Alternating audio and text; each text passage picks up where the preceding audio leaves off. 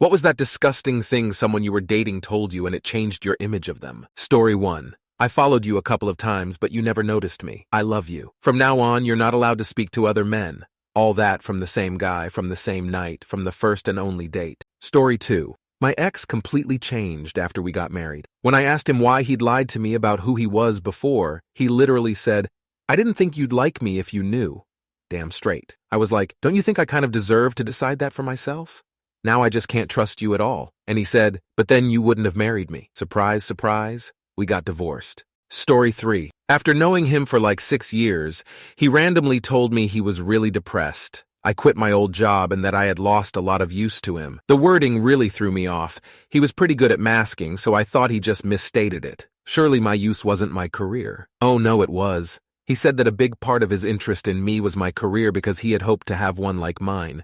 And it's how we met, so me switching was a bit of a letdown. Eventually, he clarified that even though I was now making over 5x salary to what I made at my prior job, and had completely transformed my life and shared a lot of that money with him daily, from good food to designer clothes he liked. The fact that I no longer worked in his industry made him sad every day, and he felt like I should have stayed in that industry to help his career by having contacts and advice, but he knew I was selfish and would take that the wrong way. Story 4. Not really dating because we had only one date, but this guy on a first date proudly tells me about how when his ex kicked him out of the house, she owned the house. He took an upper decker in all 3 of the toilets in the house, meaning he shit in the tank, and hid shit, his literal feces, between the mattress and box spring of her bed and the guest bed, and also smeared on the bottom of several kitchen drawers and in 2 register vents. The kicker? His version of why she kicked him out and deserved the shit, literally, he gave her was, she was crazy. She got jealous just because she's wasting her life working for the man, and I still know how to have fun and not let money control me. I bailed on that date so fast. Story 5. This is really specific and not even that bad compared to other stories in this thread, but it was like the seed that led to my entire view of him changing. We'd gone for some afternoon drinks on a Saturday and afterwards went to the shops to buy some snacks and wine to take home. We were both a little tipsy but not drunk. When we were in the wine aisle, he picked up a bottle to check the price. Then when he tried to put it back on the shelf, he dropped it and it shattered on the floor. He stared at the smashed bottle for a few seconds, then just turned and walked away. I was just left on my own and couldn't just leave the broken bottle there, so I found an employee and pointed it out and offered to pay for it or help clean up in some way. But they said it was fine. I still felt terrible. Afterwards, I asked him why he'd just left the broken bottle without saying anything, and he just shrugged and was like, "It wasn't my fault, who cares?" I still think about it sometimes and randomly feel really sad. It was a small mom and pop kind of store and the wine was probably 10, 15 euros. It was just so apathetic and shitty of him. Turns out he was kind of an apathetic and shitty person in real life too.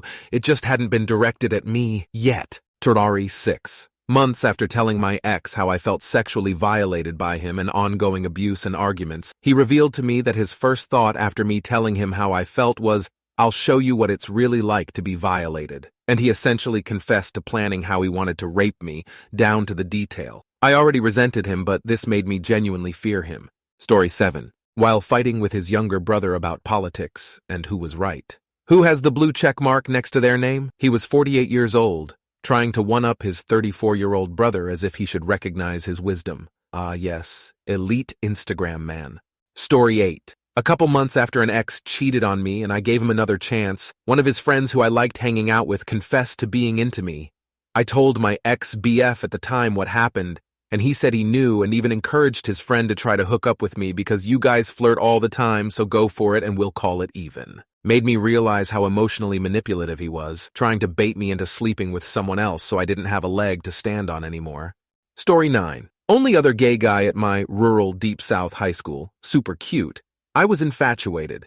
He was out and very confident, which I really admired. Finally scored a date with him and he ran over a squirrel on purpose on our way to dinner. Laughed his ass off when the tires lifted and then crunched. My soul left my fucking body, I swear. Story 10. We had been together 15 years. I confessed to him that I was having suicidal thoughts and was basically begging him for help. He told me that I was a worthless cunt. He hated me, and that he wished he could kill me himself, which I found to be very impolite. ETA.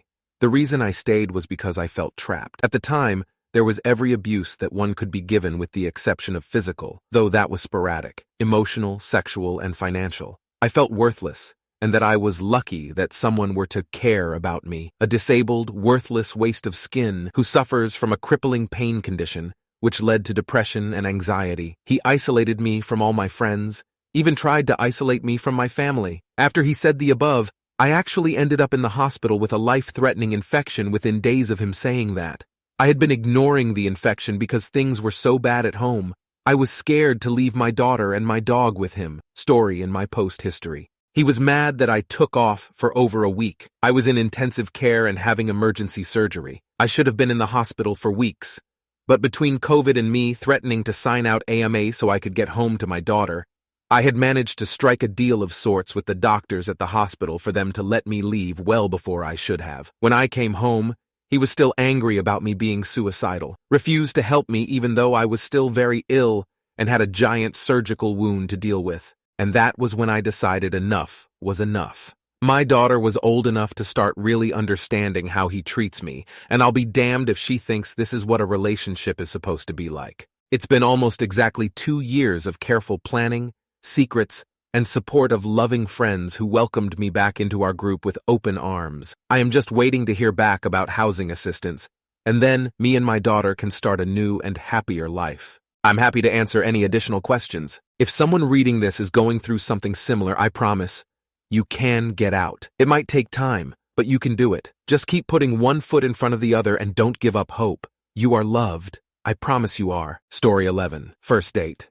Guy called the waitress the fucking N-word. Thank God she didn't hear. He and I had an intense exchange and I saw his jaw lock up. That's what my ex-husband's jaw would do right before he was gonna lose it, so I was on defense and a tad scared, but I held my own. Then I made him very mad. I can't remember what I said, but I knew it was pissing him off. So I backed fine a bit and told a joke. He then made a half-serious joke about leaving me at the restaurant, and I said good thing I drove. I drove myself in first few dates, as a matter of personal policy so I can leave if I need. The date ended early, and I never saw his ass again. Fuck that shit. How ignorant does one have to be to say that about another person? I don't get it.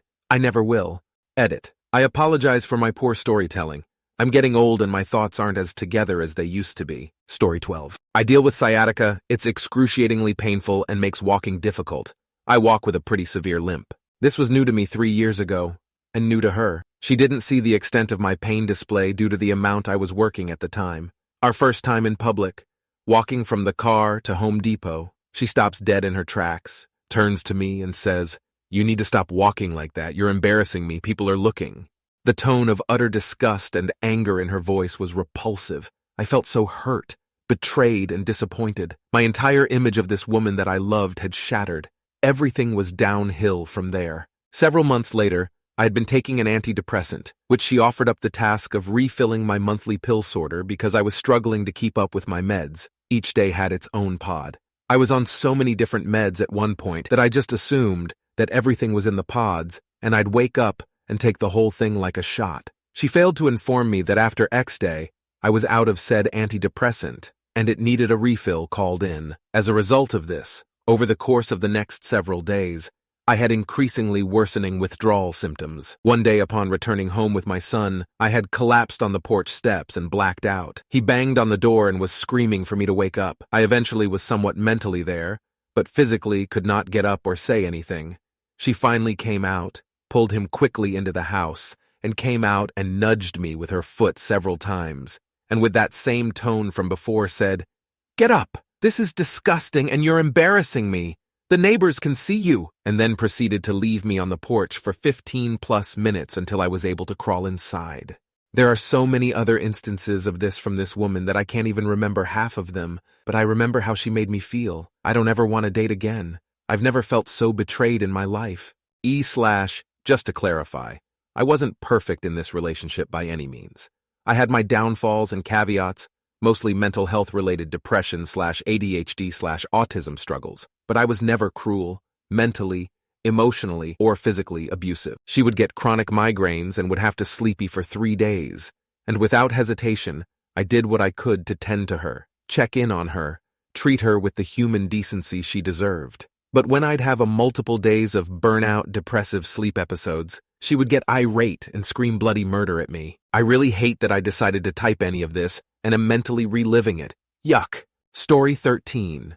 Told me how her and her male housemate would take bets on how hard people she went on dates with would try to contact her and how long it would take them, would ice out caring friends and brag about it. Then preached that everyone should go to therapy. Yeah, babe, some more than others. Some more. Story 14. So I lost my virginity to RPE. I made the first guy that I dated afterwards who was aware of what happened to me wait a pretty long time before we had sex. When we did have sex and said, "I love you" for the first time, the first thing he said to me afterwards was that he had something to tell me. He told me that he had RPE accusations against him and that the police were involved. Story 15. Not an ex. But someone I knew told that they'll never be able to see their wife in the same way post her delivery. That guy was a medical student and said that watching a woman giving birth is a major turnoff, and that he would never be able to have any feelings for her ever again. Story 16. Told me all about a play he once wrote to humanize rapists. It involved a woman sitting on the stage pretending to be drunk at a bar, with all these men sitting around her. Then it flashed back to the days of all these men, showing something that had gone wrong in each of their lives: divorce, losing their job, being rejected for a date, etc. After that, the woman staggers off the stage, clearly drunk. All the men then look at each other and follow her off stage, implying that they gang rape her because they all had a bad day. Genuinely the worst thing I've ever heard. He was a self-proclaimed feminist too. Interestingly, a friend of a friend then told me all about the guy she'd been dating for 6 months, and how she'd broken it off after he told her about his rape play. Turns out we'd both dated him. What a world. He's now unfortunately pretty influential in my local arts scene, but I spread the word about him when I can. Story 17. My ex liked to go get massages. I didn't think much of it at first. I went with him one time, and the place we went didn't seem shady. He told me a few months into our relationship that he had gotten more than a massage a couple times, going into a little more detail than I was comfortable with. Grossed me out probably more than he expected. Unrelated, a few months later he asked me during an argument if I was going to be just a bartender my entire life. Once I got sober, almost everything he said turned me off. Story 18. I don't understand why he killed himself. It's just because of a girl. I have it harder in life and I didn't do it. With what I went through, I'm still standing. Why not him? I got immediately disgusted and reminded him that suicide is not a competition.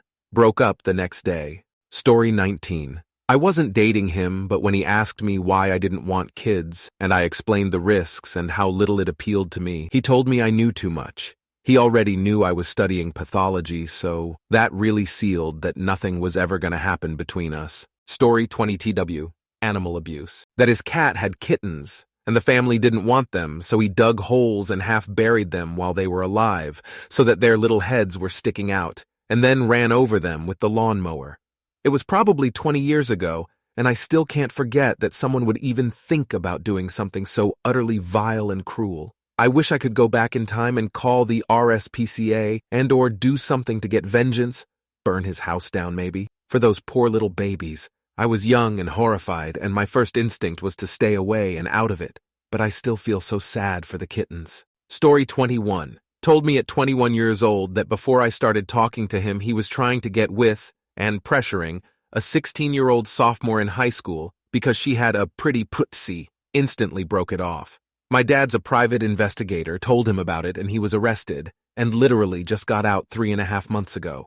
He was in prison for 2 years and got out early for good behavior, but is on parole for the next 5.5 months.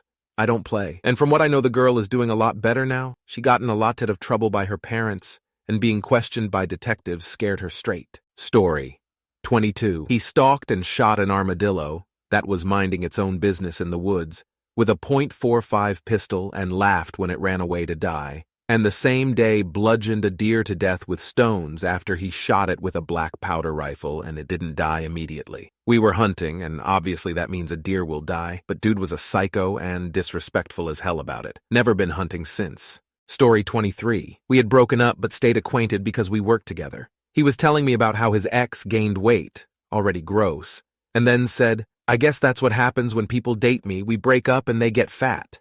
Note: I was having thyroid issues and gained a decent amount of weight since we last dated. Unfortunately, that was what set in my mind that he was a disgusting human being, despite all of the other horrible things he's done. Story 24. I was in a drama group, and the girl I was crushing on was super sweet, had been homeschooled, super naive. I never saw her do anything mean. I adored her. There was another girl who had some kind of medical condition that meant she sometimes peed her pants a little. She was very poor and often smelled bad. My sweet crush proactively went up to the stinky girl in front of everyone and asked her, "Is that a new perfume you're wearing? You smell so good." The stinky girl's face immediately dropped, and she got this look like she didn't know what to say, didn't know if this was mean or not. She replied, "Actually, yes. Thank you for noticing," and immediately left the room. As a bunch of people who witnessed the whole thing laughed, and my crush turned around and let out a huge laugh she'd been stifling, I immediately couldn't even look at her anymore. Story 25. Living in London, my ex was racist. He said crazy shit like brown people, I am South Asian, deserve to be stereotyped as terrorists for the safety of the population. Okay, his mother said that if the British massacred any groups of people, Bengal famine, Tasmanians, Mau Mau concentration camps, etc., then they must have deserved it. By the way, they were Jewish, and it goes without saying the Holocaust was an atrocity, but I was so surprised at the lack of empathy for other groups of people within this one family. He was also a misogynist. He tried to dictate what I could wear. I started covering up in front of him because he made me feel uncomfortable, almost like he was a creepy family member, but he knew I didn't otherwise, which pissed him off. He also said when he sees a girl in a shirt skirt or anything revealing, he gets an intense reaction, like his whole body will tense up and his hands become fists. He had a sheltered upbringing, and I think it really messed him up in some ways. Story 26. My ex knew I was non-binary when we started dating and that I wanted HRT and surgeries. 9 months into the relationship, he tells me a story where he beat a trans woman because he asked her back to his place, and she told him she was trans before they undressed. The jerk decided to hit her multiple times till she was on the ground because he was afraid to see the D-sack. Whatever your preference is, you don't beat someone you invited back to your place like that.